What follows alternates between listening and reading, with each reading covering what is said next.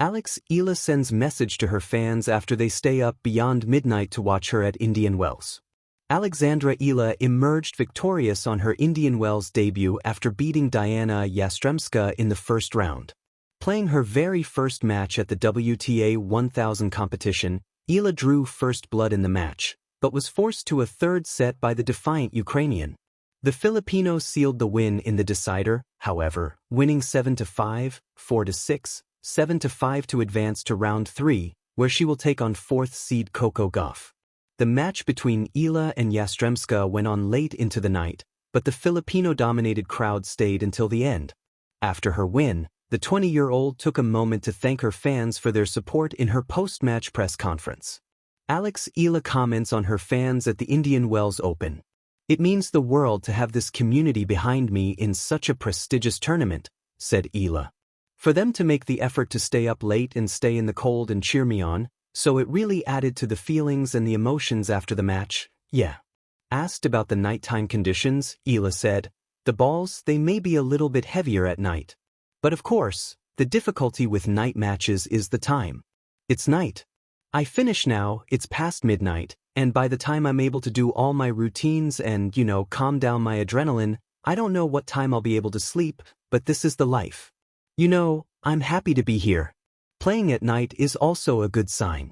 So, yeah, I adjust and I'm just happy that I got the win today." Eala's last match against Coco Gauff on the WTA Tour. Eala will look to put in a much better performance against her next opponent, Gauff, after their last meeting on the WTA Tour. They clashed for the very first time in February at the Dubai Tennis Championships, where, once again, Eala had the crowd on her side. But Gauff was unfazed by the one-sided crowd and delivered a dominant performance against Eala in the quarterfinals. She beat her in straight sets, 6-0, 6-2, before going on to lose to Alina Svitolina in the semifinals. Title: Beyond Midnight, Eala's message to the fans who stayed. The desert air of Indian Wells Tennis Garden carried a strange kind of energy that night. It wasn't just another match at the prestigious Indian Wells Open. The stadium lights glowed against the quiet California sky while thousands of miles away, in the Philippines and across Asia, clocks had already crossed midnight. Most people were asleep, but not Eala's fans. Inside the stadium, Eala adjusted the strings on her racket, unaware at first of just how many people were fighting sleep to watch her play. In Manila it was well past midnight. In other parts of Southeast Asia it was even later. Phones glowed in dark bedrooms. Tablets rested on pillows. Some fans watched under blankets with the volume low so they wouldn't wake their families. For them, this was more than a tennis match. It was history in motion. A night that bridged oceans. Alex had always dreamed of playing on the biggest stages. The bright courts of Indian Wells Open were among the most iconic in tennis, often called the fifth Grand Slam. For a young player from the Philippines, walking onto that court meant something bigger than rankings or prize money.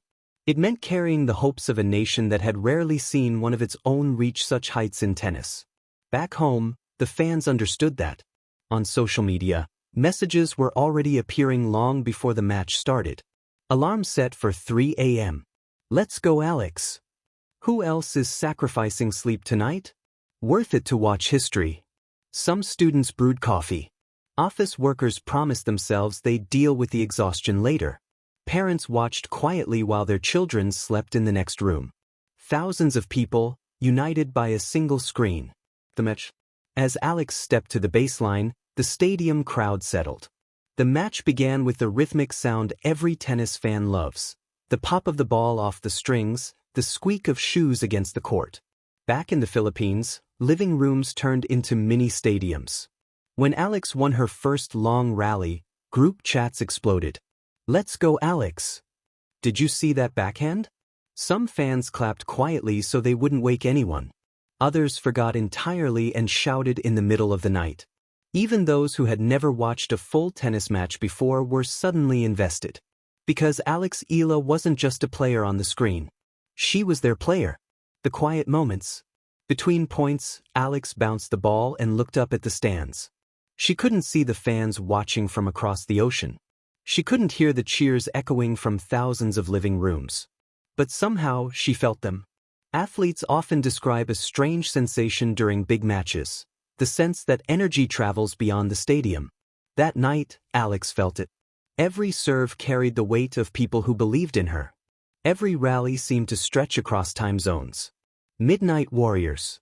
By the time the second set began, the time difference was starting to show. Some fans rubbed their eyes. Others grabbed snacks from the kitchen to stay awake. Coffee mugs multiplied beside laptops. A university student in Cebu whispered encouragement to the screen while finishing a homework assignment. A nurse on night shift watched during breaks. A father and daughter stayed up together, bonding over the match. It was a quiet community, but it was powerful. Because dedication like that doesn't come from obligation. It comes from belief. The final point. Matches end in a heartbeat. One moment the rally is alive, the next the ball lands out or inside the line and everything stops. When the final point of the match came, Alex stood at the baseline, breathing heavily but smiling faintly. She walked toward the net, exchanged a handshake with her opponent, and looked up at the crowd. The applause inside the stadium was loud. But somewhere across the world, in bedrooms and living rooms, another round of applause erupted. Phones buzzed with messages. "Proud of you, Alex. What a fight. Worth staying up for." And slowly, as the adrenaline faded, fans realized how late, or early, it really was. 2 a.m. 3 a.m. Some even later. The message. After the match, Alex checked her phone in the locker room. Notifications flooded the screen. Hundreds of messages. Thousands of comments. Fans posting screenshots of their clocks showing the early morning hours. One message read, "It's 3:47 a.m. here, but we wouldn't miss it."